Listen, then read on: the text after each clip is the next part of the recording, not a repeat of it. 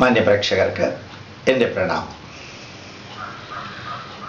അടുത്ത കാലത്ത് കേരളത്തിനകത്തും പുറത്തും കുറേയധികം പ്രഭാഷണ പരിപാടികളുമായിട്ട് പോകാനുള്ള ഭാഗ്യം കിട്ടി. ഏതാണ്ട് എല്ലായിടത്തു നിന്നും നേരിട്ട് കാണാനും കേൾക്കാനും സാധിച്ച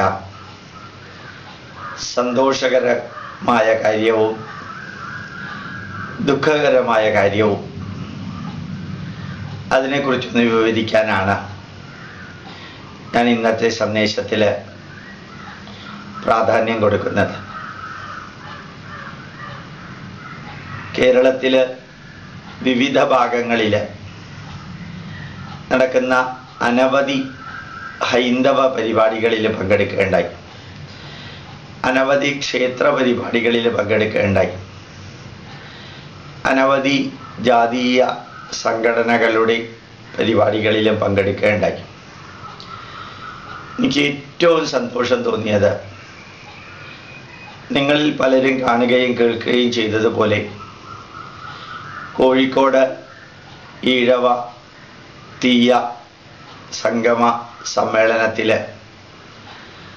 ജനലക്ഷങ്ങളാണ് പങ്കെടുത്തത്. വെള്ളാപ്പള്ളി നടേശൻ്റെ അത്യുജ്വലമായിട്ടുള്ള പ്രഭാഷണം ഉണ്ടായിരുന്നു. അവിടെ അദ്ദേഹം കരയുകയുണ്ടായി. ആ ആനന്ദത്തിൻ്റെ സന്തോഷത്തിൻ്റെ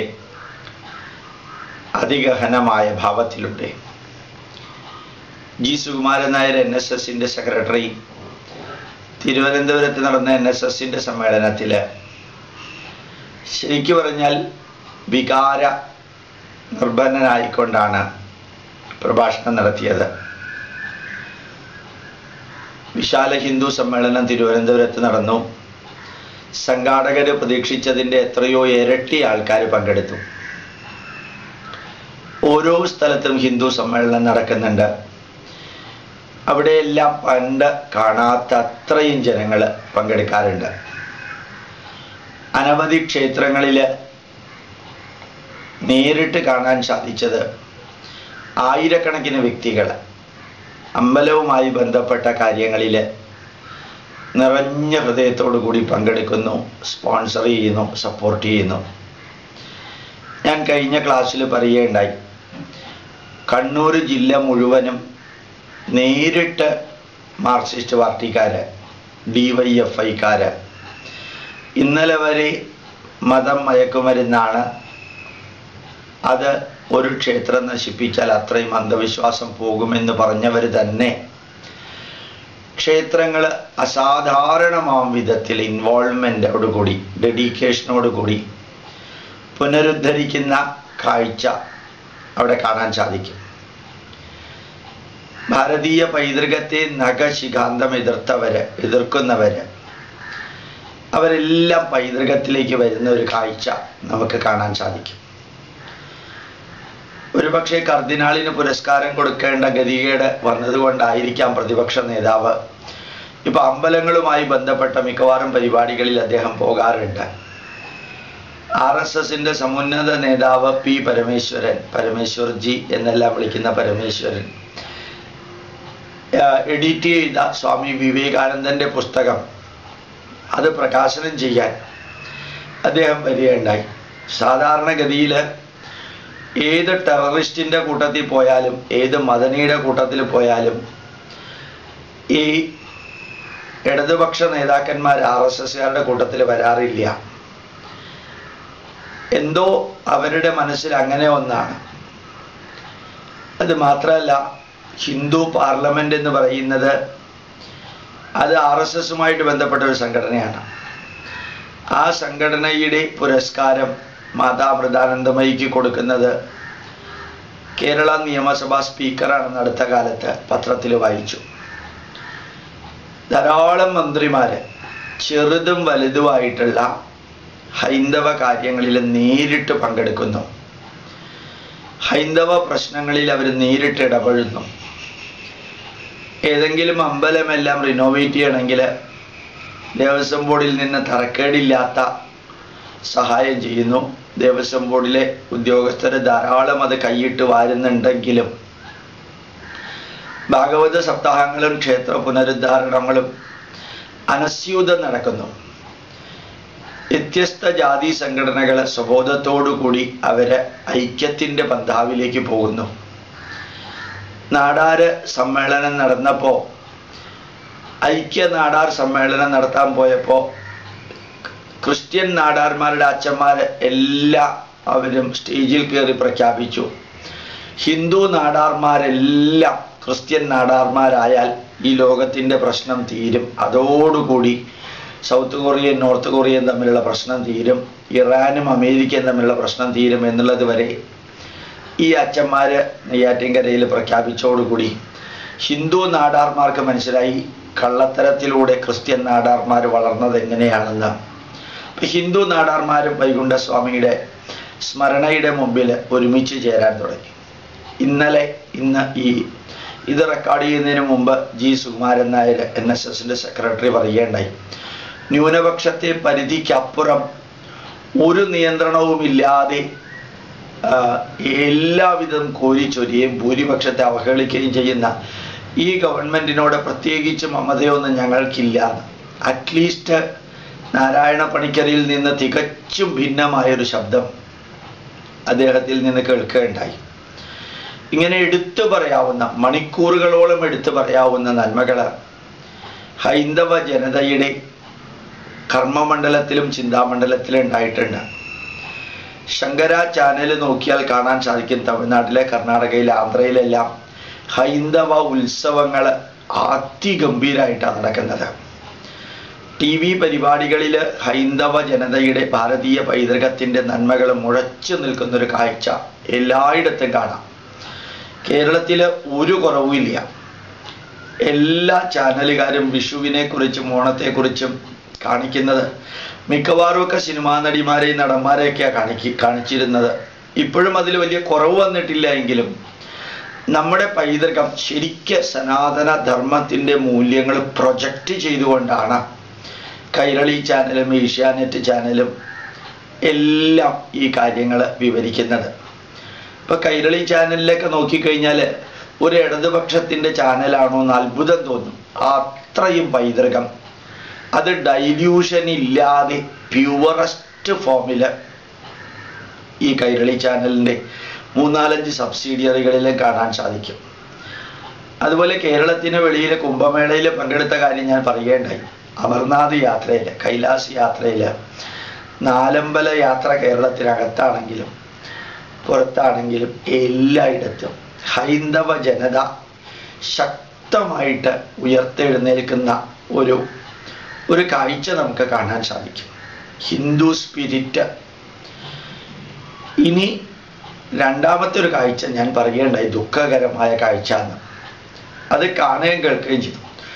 ഒരു ദിവസം ഒരു 50 ടെലിഫോൺ കോൾ എനിക്ക് വരികയാണെങ്കിൽ അതിൽ 10 ടെലിഫോൺ കോൾ ആണെങ്കിലും ഈ പ്രദേശത്ത് നടക്കുന്ന മതപരിവർത്തനത്തെക്കുറിച്ചുള്ള വിവരണങ്ങളാണ്.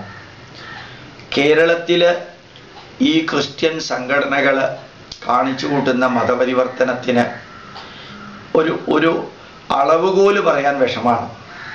കേരളത്തിൻ്റെ റോഡ് സൈഡിലൂടെ നിങ്ങൾ പോയാൽ കാണാൻ സാധിക്കുന്ന നിറച്ചു പള്ളികളാണ്. കേരളത്തിലെ ഏതാണ്ട് 150ഓളം ക്രിസ്ത്യൻ വിഭാഗങ്ങളുണ്ട്. ആകെ 2000ഓളം വിഭാഗങ്ങളുണ്ട്. അതിൽ 150 ക്രിസ്ത്യൻ വിഭാഗങ്ങൾ ഓരോരുത്തരും മത്സരിച്ചാണ് കേരളത്തിലും കേരളത്തിന് പുറത്തും കോടികൾ മുടക്കിയിട്ട് പള്ളികൾ ഉണ്ടാക്കുന്നത്. ഓരോ പള്ളി ഉണ്ടാക്കുന്നതിലും അടുത്ത കാലത്ത് നേരിട്ട് കേൾക്കാൻ സാധിച്ചത് 40% പള്ളി ഉണ്ടാക്കാനുള്ള ചെലവ് ഒരു സംഘടന കേരളത്തിൽ നിന്ന് വഹിച്ചാൽ ബാക്കി 60% പൈസ പുറത്തുനിന്ന് വരും. 40 ലക്ഷം, 1 കോടി രൂപയുടെ പള്ളിയാണെങ്കിൽ 40 ലക്ഷം കേരളത്തിൽ ഉണ്ടാക്കിയാൽ മതി. ബാക്കി 60 ലക്ഷം ഈ പള്ളിയുടെ 40 ലക്ഷത്തിൻ്റെ പ്രവർത്തനം കഴിയുമ്പോൾ പുറത്തുനിന്ന് വരും. ഈ ശരിക്കു പറഞ്ഞാൽ ഡോക്ടർ CP മാത്യു ഒരു കത്ത് മിനിഞ്ഞാന്ന് എനിക്ക് അയച്ചിരുന്നു. അദ്ദേഹം പറയായിരുന്നു, ഓൾ ഏഷ്യൻ ബിഷപ്പ് കോൺഫറൻസ് നടത്താൻ ശ്രീലങ്ക അനുമതി നൽകിയില്ല, മൊറീഷ്യസ് അനുമതി നൽകിയില്ല, തായ്ലാൻഡ് അനുമതി നൽകിയില്ല, അതുപോലെ തന്നെ ചൈന അനുമതി നൽകിയില്ല, ബർമ്മ അനുമതി നൽകിയില്ല. മുസ്ലിം രാഷ്ട്രങ്ങൾ പിന്നെ അനുമതി നൽകുന്ന പ്രശ്നമില്ലല്ലോ. 2000 ആണ്ടില് ഏഷ്യൻ രാജ്യങ്ങളിൽ ഒരു രാജ്യവും ഈ പോപ്പ് അവിടെ വന്ന് ഏഷ്യൻ ബിഷപ്പുമാരുടെ സമ്മേളനം നടത്താൻ അനുമതി കൊടുക്കാതെ ഭാരതത്തിൽ മാത്രമാണ് അടൽ ബിഹാരി വാജ്പേയി പ്രധാനമന്ത്രിയായിരുന്നപ്പോൾ ബിഷപ്പുമാരുടെ കോൺഫറൻസ് നടത്താൻ ദീപാവലി ദിവസം നടത്താനുള്ള അനുമതി കൊടുത്തത്.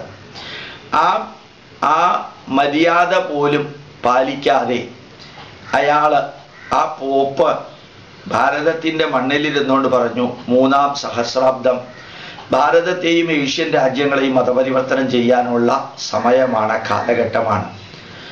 1-ാം സഹസ്രാബ്ദം യൂറോപ്പും ഇംഗ്ലണ്ടും മതപരിവർത്തനം നടത്തി. 2-ാം സഹസ്രാബ്ദം അമേരിക്കയും ആഫ്രിക്കയും മതപരിവർത്തനം നടത്തി. 3-ാം സഹസ്രാബ്ദം ഏഷ്യ മതപരിവർത്തനം നടത്താനുള്ള കാലമാണെന്ന് പറഞ്ഞ് ഏത് രാജ്യമാണോ പോപ്പിന് ബിഷപ്പുമാരുടെ കോൺഫറൻസ് നടത്താനുള്ള അനുമതി നടത്തുക, ആ രാജ്യത്തിനകത്ത് വെച്ച് തന്നെ ആ രാജ്യത്തിൻ്റെ സംസ്കാരത്തെ നശിപ്പിച്ച് അവിടെ ഈ യേശുക്രിസ്തു എന്ന മിഥ്യാ കഥാപാത്രത്തിൻ്റെ ചരിത്രത്തിലൂടെ യേശുക്രിസ്തുവിൻ്റെ ശവക്കല്ലറയിൽ നിന്ന് ഉദിച്ച ഒരു മതത്തെ പ്രചരിപ്പിക്കാൻ വേണ്ടി ശ്രമിക്കാം. കരമസോവ എന്ന് പറയുന്ന ഒരു കഥാപാത്രത്തിൽ പറയുന്നുണ്ട്. കരമസോവ ബ്രദേഴ്സ്, അതിൽ യേശുക്രിസ്തു കരമസോവ ബ്രദേഴ്സിലേക്ക് വന്നപ്പോൾ ചോദിച്ചു, അത്ര യേശുക്രിസ്തു, ഞാൻ ഇവിടെ വന്നത് ഞാൻ പ്രചരിപ്പിച്ച സന്ദേശങ്ങൾ നിങ്ങൾ എങ്ങനെ പ്രചരിപ്പിക്കുന്നു എന്നൊന്ന് പരിശോധിക്കാനാണെന്ന്. ആ ഡോസ്റ്റോവ്സ്കി എഴുതിയിരിക്കുന്ന ആ കഥകളിൽ കരമസോവ ബ്രദേഴ്സ് യേശുക്രിസ്തുവിനെ നേരെ തുറുങ്കിലടയ്ക്കാൻ പറഞ്ഞു അത്രേ.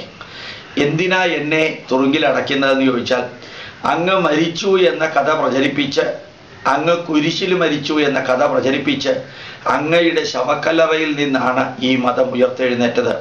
അങ്ങ് ജീവനോടെ ലോകത്തിൽ നടക്കുകയാണെങ്കിൽ ഈ മതം തകരും. അങ്ങ് പറഞ്ഞതിനെതിരാണ് ഇപ്പോൾ ഈ മതം ചെയ്യുന്നതെല്ലാം. നല്ല ഒരു റഷ്യക്കാരൻ്റെ കഥ അടുത്ത കാലത്ത് കേൾക്കുകയുണ്ടായി. അങ്ങനെ യേശു ക്രിസ്തുവിനെ ശരിക്ക് കോർപ്പറേറ്റ് ബിസിനസ്സിലൂടെ കച്ചവടം നടത്തുന്ന ആ രീതി ഭാരതമെമ്പാടും കാണേണ്ടായി. ഭാരതമെമ്പാടും ഹിന്ദു പേര് വെച്ചുകൊണ്ട് ക്രിസ്ത്യൻ ബിഷപ്പുമാരും അച്ഛന്മാരും കന്യാസ്ത്രീകളും ക്രൈസ്തവ ജനത 500-ൻ്റെയും 1000-ൻ്റെയും നോട്ടിലൂടെ ബൈബിളിലെ ഒരു നന്മകളും കേട്ടിട്ടല്ല, മറിച്ച് അവരുടേതായിട്ടുള്ള രീതിയിൽ ഒരു കോർപ്പറേറ്റ് ബിസിനസ് ക്രിസ്തുമതം പ്രചരിപ്പിക്കാൻ ഇറങ്ങുന്നവർക്കെല്ലാം അൺഅക്കൗണ്ടഡ് ആയിട്ടുള്ള കോടികൾ ലഭിക്കുന്ന കാഴ്ച. ഏത് സുവിശേഷ സംഘത്തിനും എത്ര രൂപ വേണമെങ്കിലും കളക്ട് ചെയ്യാം, എങ്ങനെ വേണമെങ്കിലും ജീവിക്കാം. യേശു ക്രിസ്തുവിൻ്റെ പേരിൽ പള്ളികളോ ആശ്രമങ്ങളോ ധ്യാന കേന്ദ്രങ്ങളോ സുവിശേഷ കേന്ദ്രങ്ങളോ എന്ത് വേണമെങ്കിലും വാങ്ങിക്കാൻ ഒരു വിഷമവും ഇല്ലാതെ മുമ്പോട്ട് പോകുന്നു. പരമപവിത്രമായ ഭാരതത്തെ, ഭാരതീയ സംസ്കാരത്തെ അടിമുടി അവഹേളിക്കുകയും അതിലെ കൊടിമരവും കൽവിളക്കും കാവിമുണ്ടും ഭാരതീയ ആചാരങ്ങൾ സ്വീകരിക്കുകയും ചെയ്യാം. ഒരു വശത്ത് അതിനെ എതിർക്കുക, ഡിവൈഡ് ആൻഡ് റൂൾ എന്ന് പറഞ്ഞ പോലെ, മറുവശത്ത് അതിലെ തന്നെ നന്മകളെല്ലാം സ്വീകരിക്കുക. വിഷുക്കണി, ഓണം, എല്ലാം സേവനം ഇതുപോലെ നടത്തി ഭാരതമെമ്പാടും എത്ര വേഗത്തിലാണ് മതപരിവർത്തനം നടക്കുന്നത് എന്ന് അറിയണമെങ്കിൽ ഒന്ന് ഭാരതത്തിലേക്ക് ഇറങ്ങി പുറപ്പെട്ടാൽ മനസ്സിലാവും. ഓരോ മുക്കിലും മൂലയിലും 150-ൽ പരം ക്രൈസ്തവ വിഭാഗങ്ങൾ നടത്തുന്ന മതപരിവർത്തനം. ഞാൻ 2 കാര്യം നിങ്ങളോട് പറഞ്ഞു. ഒന്ന്, ഹൈന്ദവ ജനത ഭാരതത്തിനകത്തും പുറത്തും ആത്മാഭിമാനത്തോടുകൂടി തല ഉയർത്തി നിൽക്കുന്ന ഒരവസ്ഥയിലേക്ക് എത്തി നിൽക്കുന്ന ഒരു കാഴ്ച. മറ്റൊന്ന്, 2020 ആണ്ട് ഇന്ത്യൻ പാർലമെന്റ് സമ്മേളനം കൂടുകയാണെങ്കിൽ ബൈബിള് വായിച്ചിട്ടായിരിക്കും ഇന്ത്യൻ പാർലമെന്റ് സമ്മേളനം കൂടുന്നത് എന്നുള്ള ലെവലിലേക്ക് വരാൻ പാകത്തിന് ക്രൈസ്തവ ജനത ഭാരതത്തെ മതം മാറ്റുന്നു. ഭാരതീയർ ലോകത്തിൽ എവിടെയുണ്ടെങ്കിലും മതം മാറ്റുന്നു. അതോടൊപ്പം ലവ് ജിഹാദിൻ്റെ പേരിലും മറ്റും പെരുകുന്നതിൻ്റെ പേരിലും ഈ മലപ്പുറം എന്ന ജില്ല ഭാരതത്തിനകത്തെ ഒരു ക്യാൻസർ, അവിടെ ഈ ജമാഅത്തെ ഇസ്ലാമിയുടെയും മറ്റ് മുസ്ലിം സംഘടനകളുടെയും അത് പൂർണ്ണമായും മാർക്സിസ്റ്റ് പാർട്ടിയുടെ അവർക്ക് വോട്ട് കിട്ടാനുള്ള ഒരു രീതിയായിട്ട് സപ്പോർട്ട് ഒരു വശത്ത്, ഭരണത്തിൻ്റെ സപ്പോർട്ട്, കോൺഗ്രസിൻ്റെ സപ്പോർട്ട് മറുവശത്ത്, അലിഗർ മുസ്ലിം യൂണിവേഴ്സിറ്റി ഉൾപ്പെടെ മുസ്ലിങ്ങളുമായിട്ട് ബന്ധപ്പെട്ടതെല്ലാം സൗത്ത് ഇന്ത്യയിൽ കേന്ദ്രീകരിക്കുന്നത് മലപ്പുറം എന്ന ജില്ലയിലാണ്. അതുപോലെ മലപ്പുറം ജില്ലയിലാണ് 4 MP കൂടിയത്, 4 MLA കൂടിയത്. അത്രയും അധികം മക്കളാ ഓരോ മുസ്ലിം ദമ്പതിമാർക്കും.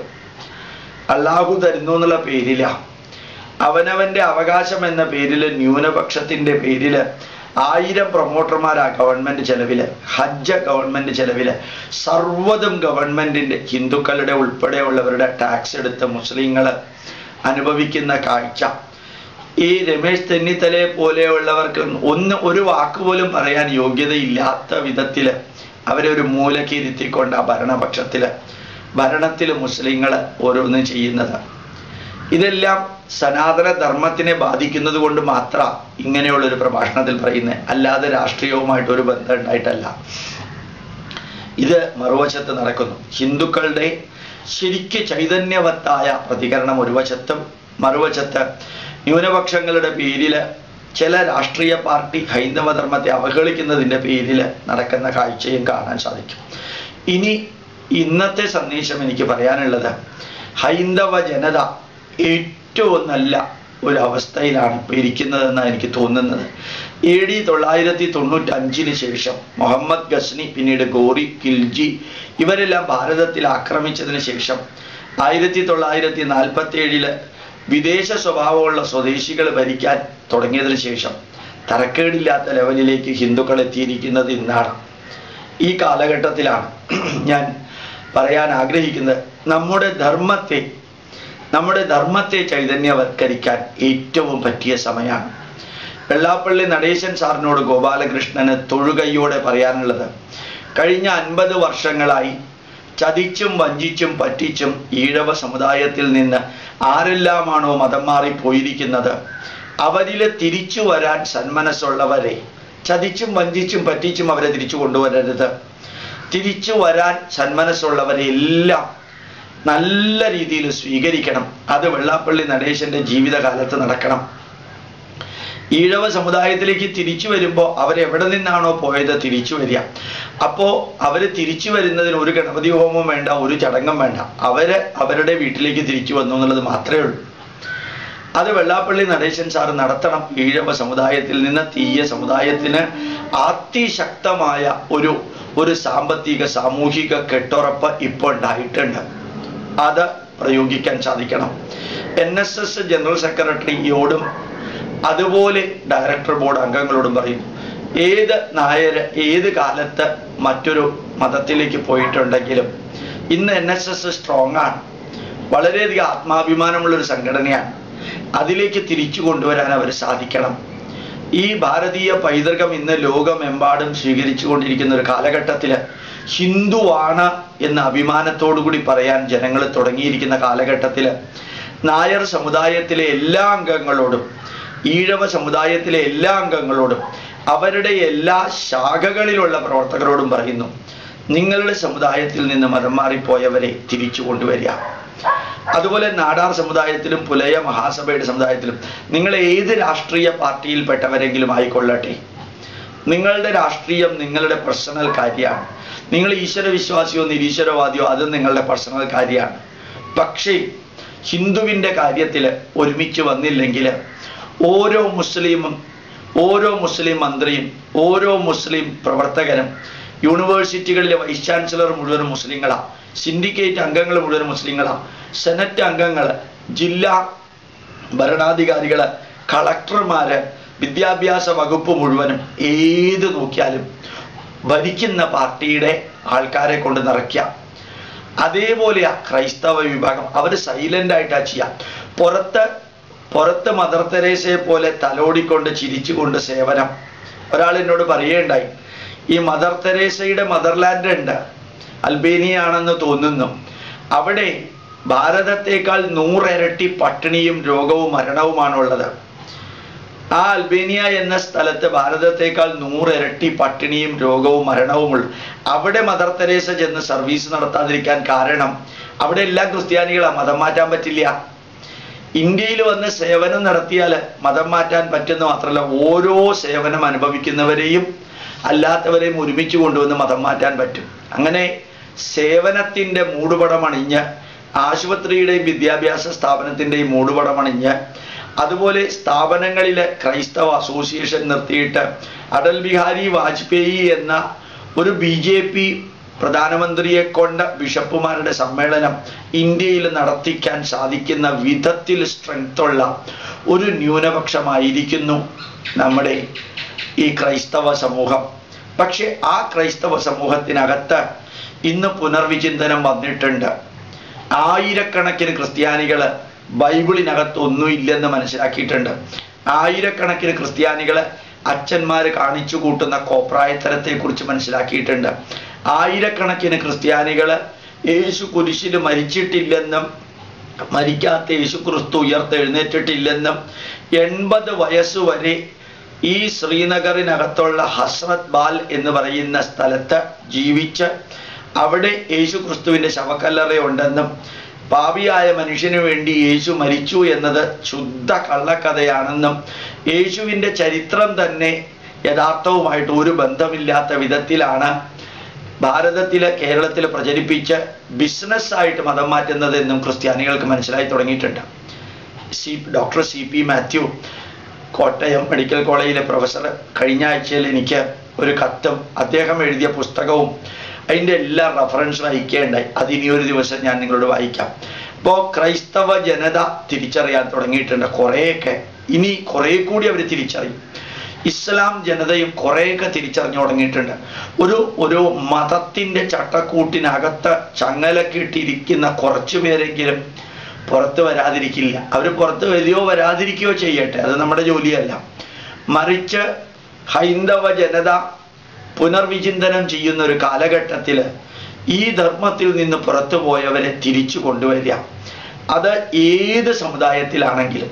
മാത്രമല്ല, ലവ് ജിഹാദിലൂടെയോ അല്ലെങ്കിൽ പറ്റിച്ച് മതം മാറ്റലിലൂടെ ക്രിസ്ത്യാനികൾ നടത്തുന്ന വിവാഹ കച്ചവടത്തിലൂടെയോ നിങ്ങളുടെ മകനോ മകളോ മറ്റൊരു മതത്തിൽ പോയിട്ടുണ്ടെങ്കിൽ ഞാൻ നിങ്ങളോട് പറയാൻ ആഗ്രഹിക്കുന്നത് പടിയടച്ച് പിണ്ണം വയ്ക്കല്ലേ.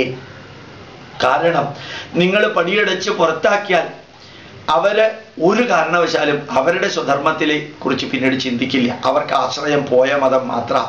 പണ്ട് നമ്മുടെ മാതാപിതാക്കൾക്കെല്ലാം 5-6 കുട്ടികളുണ്ടായിരുന്നു. ഇപ്പോൾ 1-2 കുട്ടികളേ ഉള്ളൂ. നിങ്ങളുടെ മകനെയോ മകളെയോ മറ്റൊരു മതത്തിൽ വിവാഹം കഴിച്ചു എന്ന പേരിൽ നിങ്ങൾ പുറത്താക്കിയാൽ അന്ത്യത്തിൽ നിങ്ങൾക്ക് വെള്ളം തരാൻ ആരും ഉണ്ടാവില്ല. അതുകൊണ്ട് ഒരു നമ്പൂതിരിയോട് ഞാൻ പറയുകയുണ്ടായി. ആ നമ്പൂതിരിയുടെ മകൾ ഒരു പെന്തക്കോസ്ത് ക്രിസ്ത്യാനിയെ വിവാഹം കഴിച്ചപ്പോൾ ആ പെന്തക്കോസ്ത് ക്രിസ്ത്യാനിയുടെ കഴുത്തിൽ പൂണൂലിട്ടിട്ട് അവനെ നമ്പൂതിരിയാക്കാം. ഒരു നായർ സമുദായത്തിലെ വ്യക്തി എന്നോട് പറയുകയുണ്ടായി, എൻ്റെ മകള് പോലീസുകാരനാ, എൻ്റെ മകള് ഒരു മുസ്ലിമിനെ കെട്ടി, ആ മുസ്ലിം ഹിന്ദു ആവാൻ തയ്യാറാ, നായരാവാൻ തയ്യാറാ. ഞാൻ പറഞ്ഞു 1 മിനിറ്റ് വൈകാതെ നേരെ തിരിച്ചു കൊണ്ടുവരിക. അല്ലെങ്കിൽ നമ്മുടെ ധർമ്മത്തെ സ്വീകരിക്കാൻ തയ്യാറായവരെ 2 കൈ നീട്ടി സ്വീകരിച്ച ചരിത്രം ഭാരതത്തിലുണ്ടായിരുന്നു. കാശ്മീരിൽ നടന്നില്ല, ജമ്മുവിൽ അത് നടന്നു. അത് കോഴിക്കോട് നടന്നില്ല, മൈസൂരിൽ നടന്നു. ഹൈദരാബാദിൽ നടന്നില്ല, ബോംബെയിൽ നടന്നു. മതം മാറിപ്പോയ മുസ്ലിങ്ങളെ തിരിച്ചു കൊണ്ടുവരാൻ രാജാവ് റെഡിയായിരുന്നു. കോഴിക്കോട് സാമൂതിരി റെഡിയായിരുന്നില്ല, നേരെ മറിച്ച് മൈസൂർ രാജാവ് റെഡിയായിരുന്നു. അതുകൊണ്ടാണ് മൈസൂരിൽ മുസ്ലിം സംഖ്യ അത്ര കൂടുതലില്ല. കോഴിക്കോടും മലപ്പുറത്തും ഇത്രയും കൂടാൻ കാരണം കാശ്മീരിൽ മുസ്ലിങ്ങൾ മാത്രം, ജമ്മുവിൽ ഹിന്ദുക്കളാ. ഒരിക്കൽ മതം മാറിയവരെ തിരിച്ചു കൊണ്ടുവരാൻ അന്നത്തെ രാജാവ് തയ്യാറായതാ കാരണം. അത് നമുക്ക് ചെയ്യാൻ സാധിക്കണം. ഇത് മാത്രമല്ല, വേറൊന്നുകൂടിയുണ്ട്.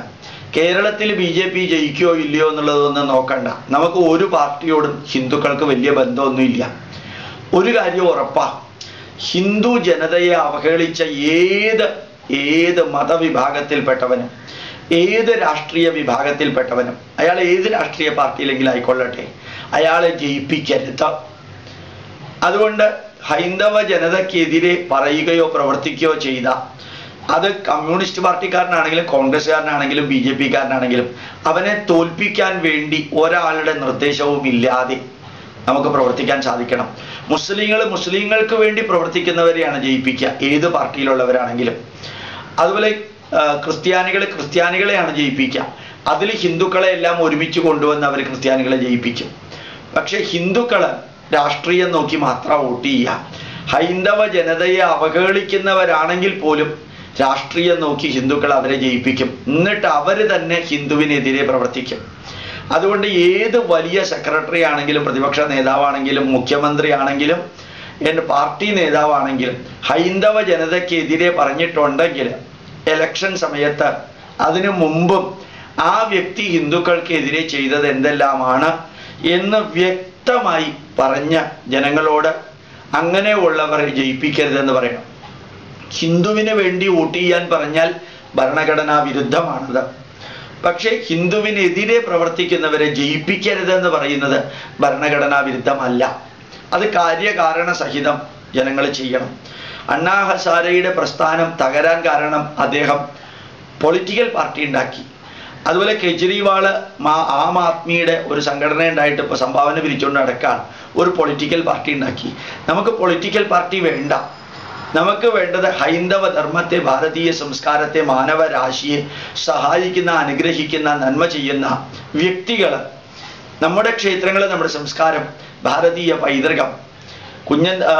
തുഞ്ചത്തെഴുത്തച്ഛൻ്റെ ചിത്രം പോലും വെക്കരുത് എന്ന് തിരൂരിൽ പറഞ്ഞ മുസ്ലിം ലീഗിൽ ഭരണാധികാരികളൊക്കെ ഉണ്ട്. ഒരു മലയാളത്തിൻ്റെ പിതാവിൻ്റെ ചിത്രം വെക്കരുതെന്ന് പറഞ്ഞിട്ടാ ഒരു മഷിയും തൂവലും വെച്ചത്. ഒരു മുസ്ലിം മന്ത്രിമാരുടെ കടുംപിടുത്തം കൊണ്ടാ. അലിഗർ മുസ്ലിം യൂണിവേഴ്സിറ്റി ഇന്ത്യയിലെ മറ്റൊരു ജില്ലയിലും മറ്റൊരു സംസ്ഥാനത്തും ഇല്ല. ഈ സംസ്ഥാനത്ത്, അതും മലപ്പുറത്ത് തന്നെ, വീണ്ടും ഒരു ക്യാൻസർ അതിനകത്ത് വരുത്താൻ. ഇവരെയൊക്കെ നമ്മൾ എന്തിനാ ജയിപ്പിക്കുന്നത്? നിങ്ങൾ കോൺഗ്രസ്സുകാരാവട്ടെ, കമ്മ്യൂണിസ്റ്റുകാരാവട്ടെ, BJPക്കാരാവട്ടെ, ഈ രാഷ്ട്രത്തിൻ്റെ പൈതൃകത്തിനെതിരെ, സനാതന ധർമ്മത്തിൻ്റെ മൂല്യത്തിനെതിരെ ഇന്ന് ഹൈന്ദവ ജനതയ്ക്ക് ആശ്രയിക്കാനുള്ളത് ഭാരതം എന്നൊരു രാഷ്ട്രം മാത്രം. ക്രിസ്ത്യാനികൾക്ക് 122 രാജ്യങ്ങളിലെ ദേശീയ മതം ക്രിസ്തുമത. അതുപോലെ തന്നെ 69 രാജ്യങ്ങളിലെ ദേശീയ മതം ഇസ്ലാം മതമാണ്. സൗദി അറേബ്യയിൽ നിന്ന് തിരിച്ചു വരുന്ന വ്യക്തികളെ കേരളം ഇത്രയും ഉത്കണ്ഠയോടുകൂടി സ്വീകരിക്കാൻ കാരണം തിരിച്ചു വരുന്നത് മുസ്ലിങ്ങളായതുകൊണ്ടാണ്. ഹിന്ദുക്കളാണ് തിരിച്ചു വന്നതെങ്കിൽ കേരള ഗവൺമെന്റ് യാതൊന്നും ചെയ്യുമായിരുന്നില്ല, ഉറപ്പാ. അപ്പം മുസ്ലിങ്ങൾക്ക് മുസ്ലിങ്ങളുടെ കാര്യം നോക്കാൻ അറിയാം, ക്രിസ്ത്യാനികൾക്ക് ക്രിസ്ത്യാനികളുടെ കാര്യം നോക്കാം. ഇന്ന് ഹൈന്ദവ ജനത ഉയർത്തെഴുന്നേൽക്കുന്ന, ചൈതന്യവത്താകുന്ന ഒരു കാലഘട്ടത്തിൽ ജീവിക്കാൻ ഭാഗ്യം കിട്ടിയ നമുക്ക് ഹൈന്ദവ ജനതയ്ക്കെതിരെ ചെയ്യുന്നവരെ തോൽപ്പിക്കാനും, ഹൈന്ദവ കാര്യങ്ങൾ നന്മ നിറഞ്ഞ രീതിയിൽ ചെയ്യാനും, അനവധി മന്ത്രിമാരെയും ഭരണകർത്താക്കളെയും നമ്മുടെ സംഘടനയുമായിട്ട് ബന്ധപ്പെടുത്താനും, ഹൈന്ദവ ജനതയുടെ പ്രശ്നങ്ങൾ പരിഹരിക്കാനും ഇന്ന് കുമ്മനം രാജശേഖരനും ശശികല ടീച്ചർക്കും പി പരമേശ്വർജിക്കും RSSനും വിശ്വ ഹിന്ദു പരിഷത്തിനും ഹിന്ദു ഐക്യവേദിക്കും അതുപോലെ ക്ഷേത്ര സംരക്ഷണ സമിതിക്കും സാധിച്ചില്ലെങ്കിൽ നാളെ അത് സാധിക്കില്ല. സംഘടന ഇഷ്ടിക കൊണ്ട് ഉണ്ടാക്കിയാൽ മാത്രം പോരാ, ഭാരതത്തിൻ്റെ പൈതൃകത്തിൻ്റെ അറിവും ഇവർക്ക് വേണം. ഹിന്ദു ഐക്യവേദി ആയാലും വിശ്വ ഹിന്ദു പരിഷത്തായാലും അല്ലെങ്കിൽ ക്ഷേത്ര സംരക്ഷണ സമിതി ആയാലും നമ്മുടെ വേദങ്ങൾ എന്താണ്, രാമായണം എന്താണ്, മഹാഭാരതം എന്താണ്, ഈ അറിവും കൂടി വെച്ചുകൊണ്ട് വേണം, സിമന്റ് ആകുന്ന അറിവും സംഘടനാ ശക്തിയാകുന്ന ഇഷ്ടികയും വെച്ചുകൊണ്ട് വേണം സനാതന ധർമ്മത്തെ വളർത്താനും ഉയർത്താനും. ഒരു മതത്തിനും എതിരല്ല, നമ്മുടെ ധർമ്മത്തെ നിലനിർത്താൻ നമുക്ക് കൃഷ്ണൻ എങ്ങനെയാണോ അർജുനനോട് യുദ്ധം ചെയ്യാൻ പറഞ്ഞത്, അത് കൗരവരോട് എതിരായതുകൊണ്ടല്ല, അധർമ്മം വളരുന്നത് നിർത്താൻ വേണ്ടിയിട്ടാണ് ശിഖണ്ഡിയെ മുമ്പിൽ നിർത്താൻ പറഞ്ഞത്.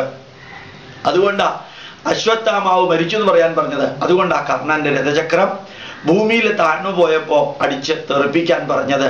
അധർമ്മത്തെ അധർമ്മം കൊണ്ട് നേരിടണമെന്നല്ല പറഞ്ഞത്, അധർമ്മത്തെ ധർമ്മം കൊണ്ട് നേരിടണം, അതിനുള്ള ശക്തി ഉണ്ടാകണം. എല്ലാ വഴികളും അതിന് ഉപയോഗിക്കാൻ ഏറ്റവും പറ്റിയ അവസരമാണ് ഇപ്പോൾ എന്ന് ഓർമ്മിപ്പിച്ചുകൊണ്ട് എല്ലാ ഹിന്ദു സംഘടനാ നേതാക്കന്മാരോടും പ്രസ്ഥാനങ്ങളോടും വ്യക്തികളോടും അംഗങ്ങളോടും പറയുന്നു, നിങ്ങൾ ഏത് രാഷ്ട്രീയ പാർട്ടിയിൽപ്പെട്ടവരാണെങ്കിലും ഹൈന്ദവ ജനതയുടെ നന്മയ്ക്കും കൂടി വേണ്ടി പ്രവർത്തിക്കണം. മറ്റുള്ളവരുടെയും വേണം. നമ്മുടെ നന്മയ്ക്ക് വേണ്ടി പ്രവർത്തിക്കാൻ നിങ്ങൾക്ക് സാധിച്ചില്ലെങ്കിൽ നിങ്ങളെ തോൽപ്പിക്കണമെന്ന് പറയാൻ കേരളത്തിലെ ഹൈന്ദവ ജനതയെ ഉണർത്തും എന്ന് പറഞ്ഞുകൊണ്ട്, അറിയിച്ചുകൊണ്ട് ഞാൻ എൻ്റെ വാക്കുകൾ അവസാനിപ്പിക്കുന്നു. പ്രണാമം, നമസ്കാരം.